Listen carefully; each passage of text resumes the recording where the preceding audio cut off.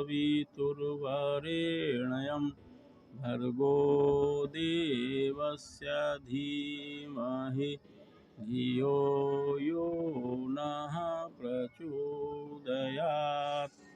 ॐ वराहपीडं नटवरवपुः कर्णयोर्कर्णिकारं बिभ्रद्वासः कनककपिशं वैजयन्तीं च मालां रन्ध्रां वेणोर्धरसुधया पूरयन् गोपवृन्दैर्वृन्दावन्यं स्वपदरमणं प्राविशत गीतकीर्तिम्।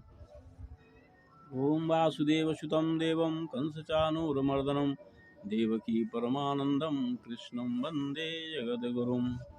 भागवत प्रेमी सज्जनों एवं देवियों, आइए एक बार फिर हम इन आम्र पल्लवों के साथ बैठ करके भागवत रस का पान करते हैं। ये भागवत रस हम लोग लगातार पीते आ रहे हैं।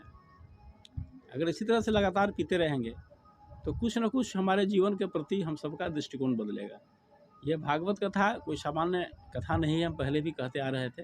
ये इसको स्टोरी नहीं समझना है, ये कोई स्टोरी नहीं है। यह मनुष्य को अगर हम तन्मयतापूर्वक इसे सुने, इस रस का पान करें, तो यह मनुष्य को आत्मस्वरूप का दर्शन कराता है। और इतना ही नहीं, यह भौतिक जीवन जीने की भी कला सिखाता है। केवल स्वर्ग और नरक वाली बात यहाँ नहीं है कि हम मुक्त हो जाएंगे और स्वर्ग चले जाएंगे, ऐसा कुछ नहीं है। इसमें जो हो उसका फल प्रभाव अलग होगा, लेकिन यह जीवन जीने की कला भी सिखाती है। हमारा गृहस्थ आश्रम कैसा हो, हमारा जीवन कैसे सुचारू ढंग से चले, हमारा जीवन कैसे व्यतीत हो अच्छे ढंग से, ये सब दर्शन इसमें मिलता है। तो हम केवल इसे सामान्य स्टोरी समझ करके टाइम पास नहीं करना है इसको, और इसको खूब तन्मयतापूर्वक इस पर ध्यान दे करके सुनना है।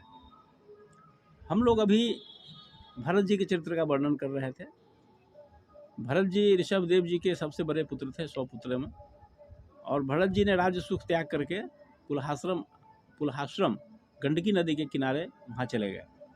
गंडकी नदी के किनारे उन्होंने एक हरिण के बच्चा को, शावक को उठा कर ले आए।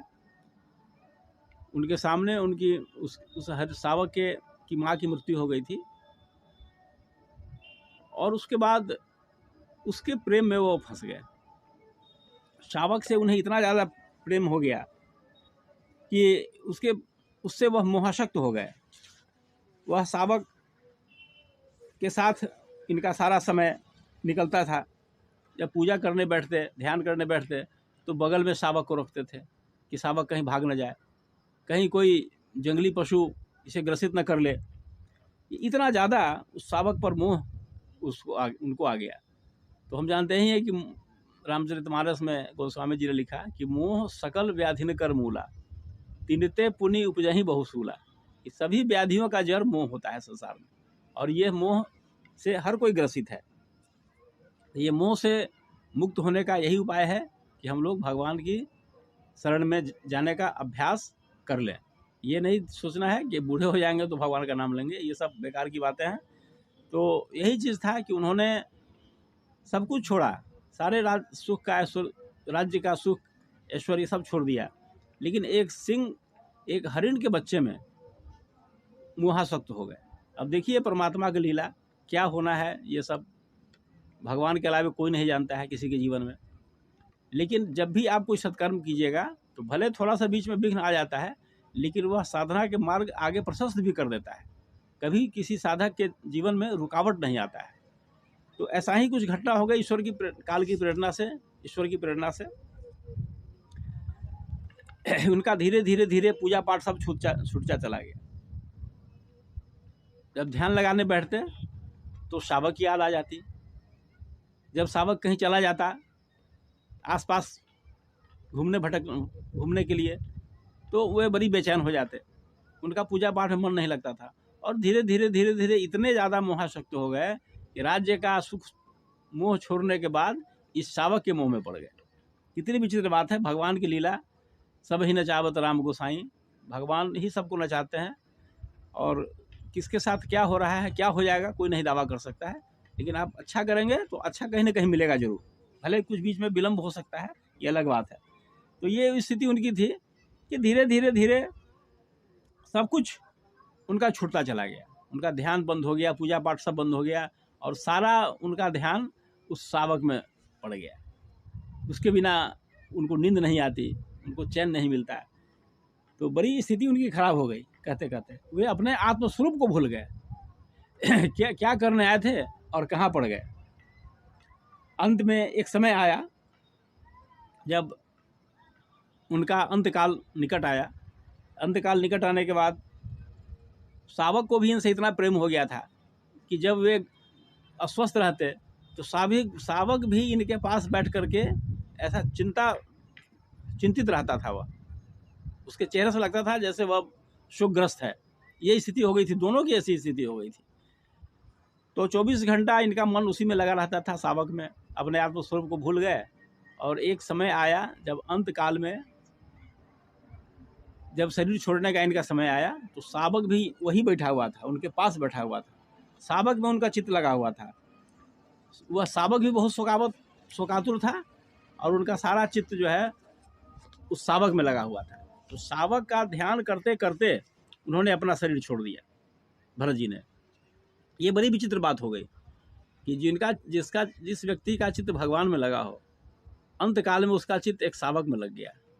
ये क्या कहा जाए इस भगवान की लीला में।